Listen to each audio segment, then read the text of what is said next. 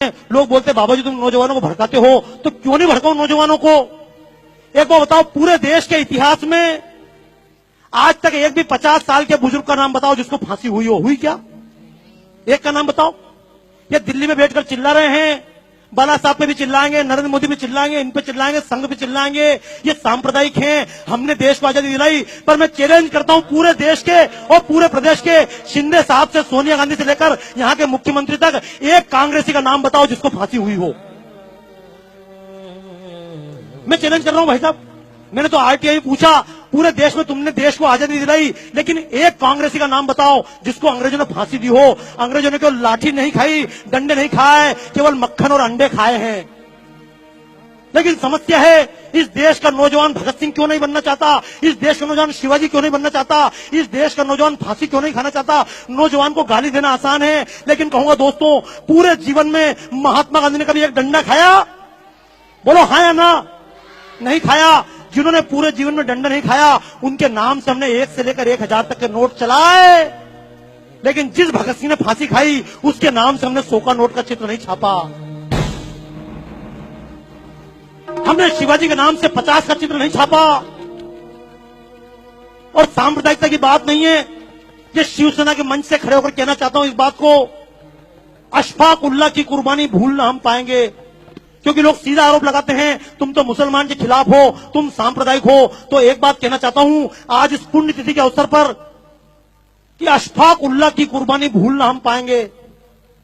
जब अशफाक उल्लाह खान लड़ रहा था आजादी के मैदान में, तो मुल्लों ने समझाया था, कठ मुल्लों ने, अरे अशफाक क्यों इसके लिए जान देते हो, तुम तो मुसलमान हो। तो अशफाक उल्लाह खान ने कहा था, कुछ आरजू नहीं है, बस आरजू यही है, रख दे कोई जरा सी खाके वतन कफन में। मर गया अशफाक उल्लाह खां। लेकिन ये मुसलमान के नाम से वोट लेने वालों ने आज तक अशफाक उल्लाह खां के नाम से 10 रुपए का नोट नहीं चलाया। इस देश की लड़कियां, झूठ मत बोलना, पूछना अपनी बच्चियों से, क्यों लव जिहाद के चक्कर में फंस जाती हैं। लक्ष्मीबाई नहीं बनना चाहती, जीजाबाई नहीं बनना चाहती, कैटरीना कैफ बनना चाहती, दीपिका पादुकोण बनना चाहती। क्यों? क्योंकि जिसने देश के लिए ये प्राण दिए, जो मैदान में लड़ते लड़ते मरी, उस लक्ष्मीबाई के नाम से हमने 1 रुपए का नोट नहीं चलाया। तो दोस्तों, मैं तो एक बात कहता हूं, सरकार नोट भगत सिंह के नाम से चलाए या ना चलाए, हमारे दिलों में छपना चाहिए या नहीं? कितने लोग तैयार हैं? तैयार हो? एक बात, क्यों आप लोग जा नहीं रहे वापस यार? मैं चक्कर में 25% निकल जाऊं, निकलोगे क्या? अच्छा सुनो, देखो एक बात बताऊं, जब भगत सिंह को फांसी दी जा रही थी, मैं शब्द बोल रहा हूं, मैं जब बोलता हूं मंच से, कारण समझ लेना, मेरी जितनी प्रदर्शनियां सब विदेशों में लगती है। राजू निवल जी से बात चल रही थी, बाबा जी आपकी प्रदर्शन लगाएं, तो मैंने कहा मेरी प्रदर्शनी भारत में नहीं लगती। बोले क्यों नहीं लगती है? मैंने कहा जब भारत में कोई बात बोलता हूं तो लोग बोलते तुम सांप्रदायिक हो, और जब अमेरिका में खड़े होकर बोलता हूं तो लोग बोलते बाबा जी आपने हमारी आंखें खोल दी। तो कारण समझना दोस्तों, जब महात्मा गांधी ने लॉर्ड इरविन से बातचीत की थी, समझौता हुआ था, तो लोगों ने कहा था महात्मा जी, भगत सिंह ने किसी की जान नहीं ली है, संसद भवन के कोने में बम फेंका है, किसी व्यक्ति पर नहीं फेंका।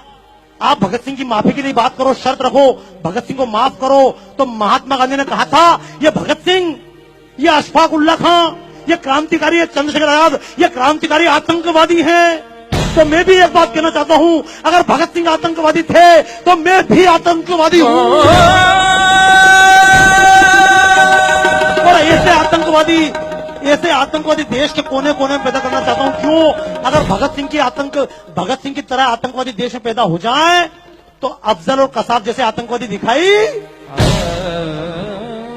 तो बोलो देश के नाम पे आतंकवादी बनना चाहते हो?